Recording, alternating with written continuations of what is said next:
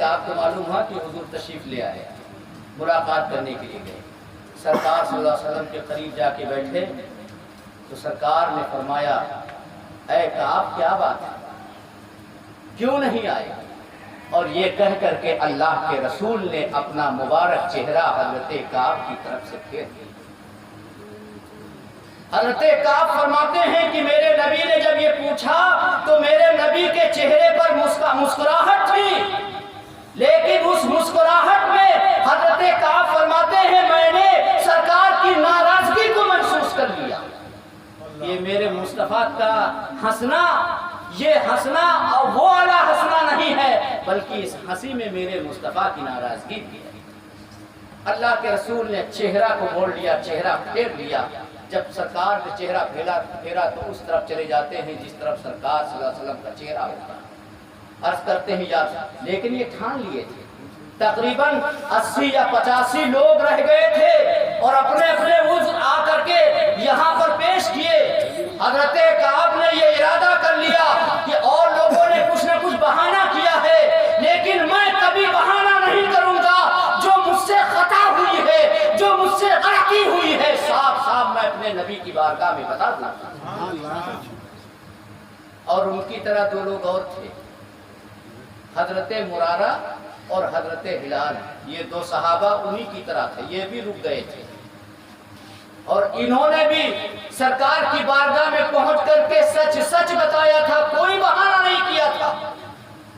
اللہ کے رسول نے چہرہ پھیل لیا۔ جب سرکار نے چہرہ پھیلا تو پوری کائنات نے ان کی طرف سے چہرہ پھیل لیا۔ اب وہ وہاں سے اٹھتے ہیں، صحابہ کی طرف جاتے ہیں تو صحابہ دوسری طرف نکلنے لگتے ہیں۔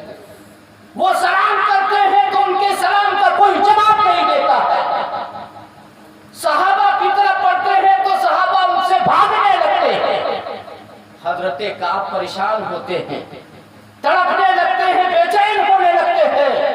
حضرت مرارہ اور حضرت ہلال کا یہ معمول ہو گیا کہ انہوں نے ایک کوٹھری میں اپنے آپ کو بند کر لیا، اور جب تک ان کی توبہ خدا کی بارگاہ میں قبول نہیں ہو جاتی ہے وہ روتے رہے، چلاتے رہے، گڑگڑاتے رہے۔ لیکن حضرت کعب نے اپنے آپ کو بند نہیں کیا تھا، وہ سرکار کے پیچھے نماز بھی پڑھتے تھے۔ نماز پڑھنے کے بعد وہ سرکار کے سامنے جاتے تھے، یہ سوچ کر کے جاتے تھے کہ کاش آج میرے مصطفیٰ میری طرف دیکھ لے اور مسکرا کر کے میری خیریت پوچھ لے، لیکن مصطفیٰ ان سے ناراض تھے، سرکار اپنے چہرے انور کو موڑ لیا کرتے تھے۔ صحابہ کی طرف جاتے تو صحابہ اپنا چہرہ موڑ لیتے۔ ناراضگی تھی، نافرمانی کی تھی، سرکار کے حکم کی عدولی کی تھی، حکم نہیں مانا تھا، اپنی دولت اور اپنے تیز رفتاری پر، گھوڑے پر، اونٹ پر بھروسہ کیا تھا۔ سرکار ناراض ہوتے۔ میرے مصطفیٰ نے فرمایا اے کعب، اے مرارہ، اے ہلال، جب تک خدا کی بارگاہ سے تمہاری معافی نہیں آ جاتی ہے تب تک تمہیں معاف نہیں کیا جائے گا۔ خدا کی بارگاہ سے جب تک کہ معافی نہیں آ جاتی ہے معاف نہیں کیا جائے گا۔ اور معاملہ یہاں تک پہنچا کہ حضرت مرارہ کی بیوی حضرت مرارہ سے بات کرنا چھوڑ دیتی، حضرت ہلال کی بیوی حضرت ہلال سے بات کرنا چھوڑ دیتی ہے، حضرت کعب کی بیوی حضرت کعب سے بات کرنا چھوڑ دیتی ہے، اور یہ کہتی ہے کہ جس کو رسول نے چھوڑ دیا ہم اسے گلے سے نہیں لگا سکتے، ہم اسے گلے سے نہیں لگا سکتے۔ جب حضرت کعب نے دیکھا کہ میری بیوی ابھی سب چھوڑ چکی ہے تو بے چینی اور بڑھ جاتی ہے، بے قراری اور بڑھ جاتی ہے، اور حضرت کعب کو ہر لمحہ یہ بات ستاتی تھی۔ وہ کون سی بات؟ بڑی اہم بات تھی۔ حضرت کعب کو یہ بات ستاتی تھی کہ اس ناراضگی کے درمیان اگر میرا انتقال ہو جاتا ہے تو میرے مصطفیٰ میرا جنازہ نہیں پڑھیں گے۔ یہ ہر وقت ان کے ذہن میں رہتا تھا، ان کے ذہن میں یہ بات ہمیشہ کھٹکتی رہتی تھی کہ خدا نخواستہ اگر میرا اسی درمیان انتقال ہو گیا، میں مر گیا تو میرے مصطفیٰ میرے جنازے کی نماز نہیں پڑھائیں گے۔ 40 دن گزر جاتے ہیں، جب 50واں دن آتا ہے تو اللہ کی طرف سے ان کی معافی ہو جاتی ہے۔ सरकार ने हजरत उम्मे सलमा को सबसे पहले मालूम हुआ, तो हजरत उम्मे सलमा ने अर्ज किया, या रसूलल्लाह क्या मैं उनको खुशखबरी सुना दूं? रात का वक्त है। मेरे नबी ने फरमाया इस वक्त न सुनाओ वरना एक मजमा लग जाएगा, एक भीड़ हो जाएगा, रात में एक हंगामा हो जाएगा, सुबह होते ही खुशखबरी दे दी जाएगी। जब सुबह हुई मेरे मुस्तफा ने इन तीनों की माफी का ऐलान किया कि ऐ लोगों सुनो, खुदा की तरफ से तुम्हारे माफी का ऐलान हो चुका है। कुरान की पूरी सूरत आती है, पूरी आयत आती है, पूरी आयत करती है। तो ये वाकया मुफ्ती साहब सोच करके और रुके नहीं और चल देते हैं। सिकंदरा पहुंचते हैं। सिकंदरा पहुंचने के बाद हजरत की गाड़ी 1 बजे आती है, गाड़ी में बैठते हैं, हुजूर मजहर मियां साहब भी उसी में हैं। टीकमगढ़ पहुंचते हैं।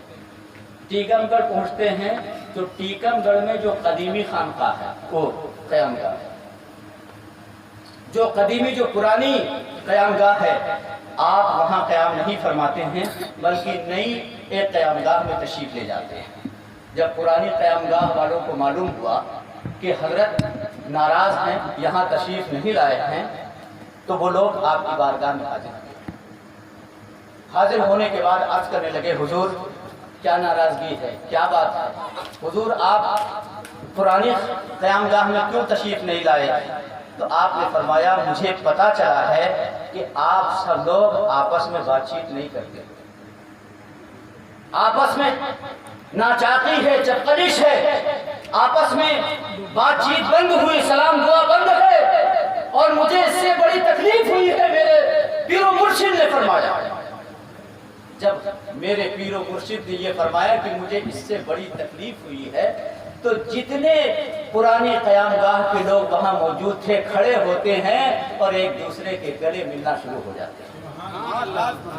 कहिए सुभान अल्लाह। अरे आलिम मुफ्ती रातों दिन तबलीग करते हैं, फिर भी कोई सुधारने का नाम नहीं लेता, लेकिन अल्लाह वाले एक नकल उठा करके देख लेते हैं, फौरन इस्लाम हो जाता है।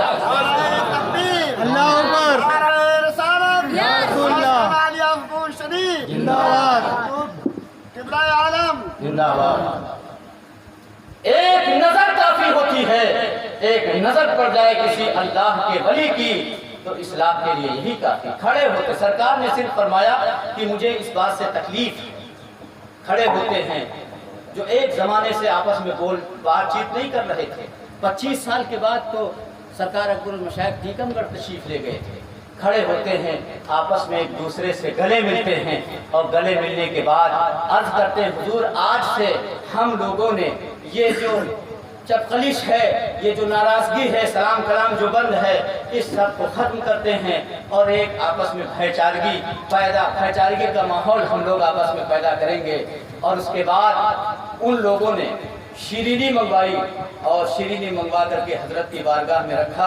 रखने के बाद अर्ज किया, हुजूर इस पर फातिहा पढ़ दें, इस पर फातिहा फरमा दें। हुजूर सरकार अकबरुल मशाइख रज़ियल्लाहु ताला अन्हु सरकार हजरत मुफ्ती साहब की तरफ मुखातब होते हैं, इरशाद फरमाते हैं, मुफ्ती साहब इनको कुछ नसीहत कर दीजिए। मुफ्ती साहब कहते हैं, हुजूर आपकी मौजूदगी में हम इनको क्या नसीहत करें? और हकीकत जहाँ हुजूर मौजूद हो वहाँ हमारा क्या हक बनता है कि हम आपको नसीहत करें? ये तो हक इन्हीं का है। उन्होंने क्या, हुजूर आपकी मौजूदगी में मैं इनको नसीहत करूं, ये मेरी हिम्मत नहीं।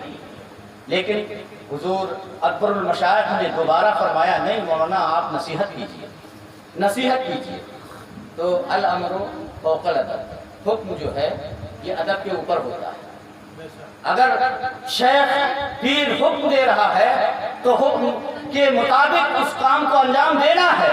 तो मुफ्ती साहब जब देखा कि हजरत इसरात फरमा रहे हैं और हजरत फरमा रहे हैं, फरमाते फरमाते मुफ्ती साहब से हजरत ने फरमाया, मुफ्ती साहब हजरत काब बिन मालिक का वाकया ही पढ़ करके सुना। हजरत